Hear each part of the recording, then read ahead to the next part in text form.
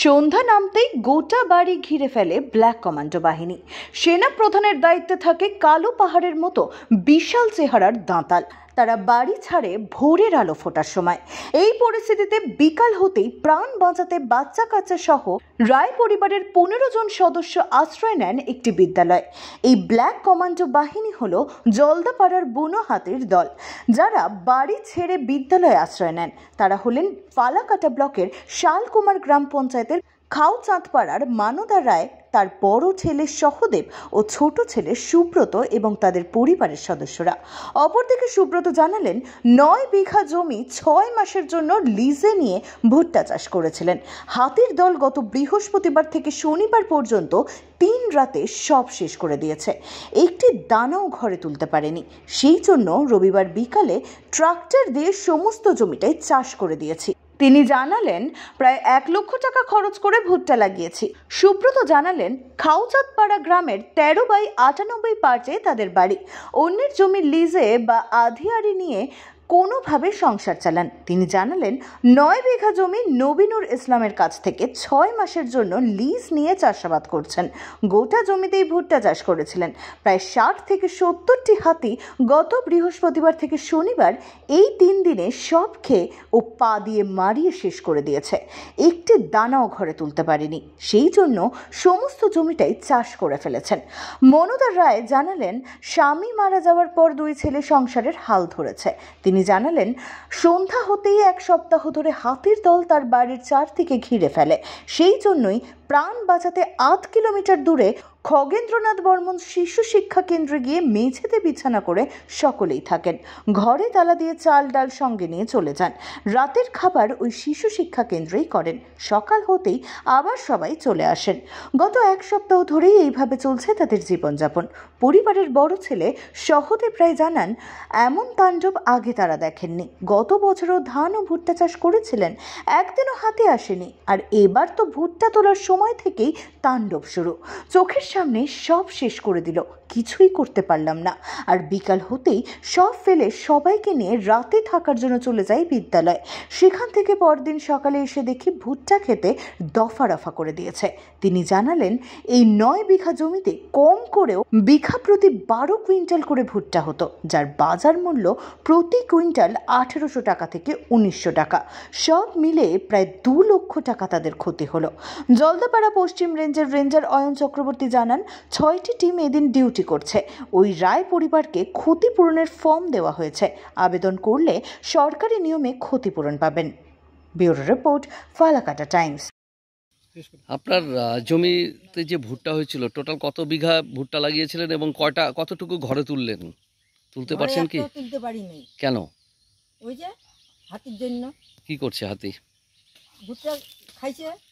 আচ্ছা, কতটুকু জমিতে ছিল আপনাদের? ওই 9 বিঘা। মানে 9 বিঘা জমির কি একদিনে খাইছে? একদিনে খাই। কয়দিন ধরে খাইছে? খাই নাই। মোটামুটি 5-6 দিন। 5-6 দিনে আসে একবারে। আচ্ছা, তাহলে এখন দেখতেছি ওই জমি চাষ করে ফেলছেন। কেন চাষ করলেন? চাষ করলাম ওই ভয়ে, হাতির ভয়ে। ওই যে বাড়িতে ওই যে কারেন্টের তার ছিঁড়ে বাড়িতে ঢুকবে, আজকেও আইছিল। তার মানে টোটাল জমি আপনারা চাষ করে ফেলছেন? হ্যাঁ, কালকে রাত্রি 8টা বাজে চাষ করে ফেলছি। আচ্ছা, এই জমিতে ভুট্টা লাগাতে করতে কত টাকা খরচ হয়েছিল মোটামুটি আপনাদের? মোটামুটি 80-90 হাজার। আচ্ছা, এবার ভুট্টা যদি উঠতো তাতে কতটা লাভ হতো আপনাদের? এইটা এখন কেমন ভুট্টা হইতো? ভুট্টা তো এমনি ভালো হয়েছিল, ভুট্টা লম্বাই হয়েছিল, ভুট্টা ভালো হয়েছে। কিন্তু তার মানে রাগে অভিমানে সব চাষ করে ফেলছেন নাকি, না সব খেয়ে ফেলছে হাতিতে? রাগে না, এখন বাড়ি তো বাঁচাতে হবে আমাদের। এখানে ডিপার্টমেন্ট আছে, ওই এরকম ভুট্টা খেতের জন্য আসতে পারে না, রাস্তা নাই। এখন বলতেছে এরকম ভুট্টা করছো, ওরা তো খাইতে আসবে। ডিপার্টমেন্ট থেকে কি চাপ দিছিল চাষ করে ফেলা ভুট্টা? না না, ওইরকম না, ও চাপ দেয় নাই, এইরকম বলতেছে। ওই জন্য আমরা কই এখন ওইটা চাষ করলে আর ধর যদি না আসে, বাড়ির আশেপাশে আসবে না, আশেপাশে না আসে, 1-2 দিন তো তবু আসবে।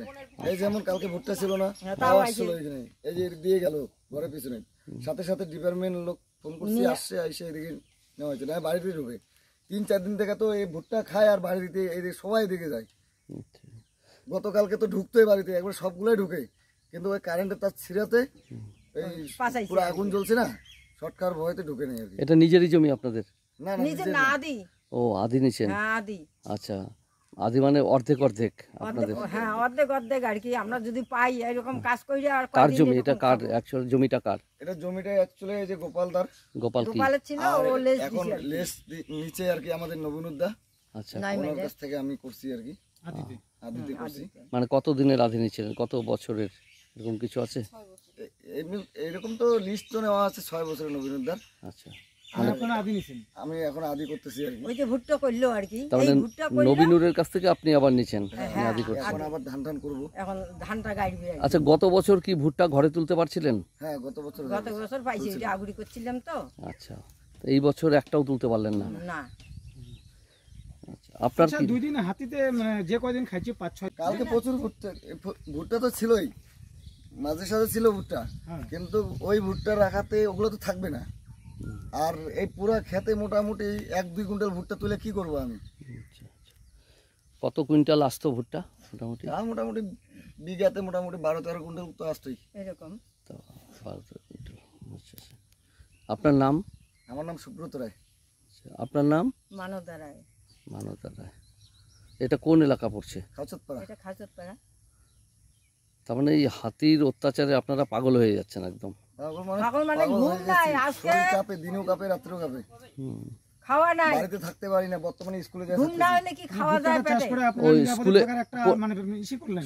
মানুষ তো সুস্থ থাকতে চাবে, বাড়িঘর তো বাঁচাতে চাবেই। মানে সব পরিবার নিয়ে স্কুলে চলে যাচ্ছেন? হুম। হ্যাঁ কোন স্কুল এটা? মানুষের বাড়ি বাড়ি থাকতেছি। আচ্ছা, ওটা কি স্কুল এটা? খগেন্দ্রনাথ শিশু শিক্ষা কেন্দ্র। রাতে বাড়িতে থাকেন না? ওইখানে গিয়ে বর্তমানে থাকছেন? বাড়িতে থাকতেছি না। ওইখান থেকে লাইট টাইট মারে আর কি দেখি। কতজন আছে পরিবারের লোকজন আপনাদের? মোটামুটি দুই বাড়ি, আমার দাদা ভাই দুই বাড়ি মিলে মোটামুটি তো 14-15 জন আছি।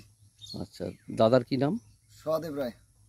তার মানে 14-15 জন, সব ওই সন্ধ্যা হতেই আপনারা ওখানে চলে যাচ্ছেন? সন্ধ্যা কি 5টার আগে যাই।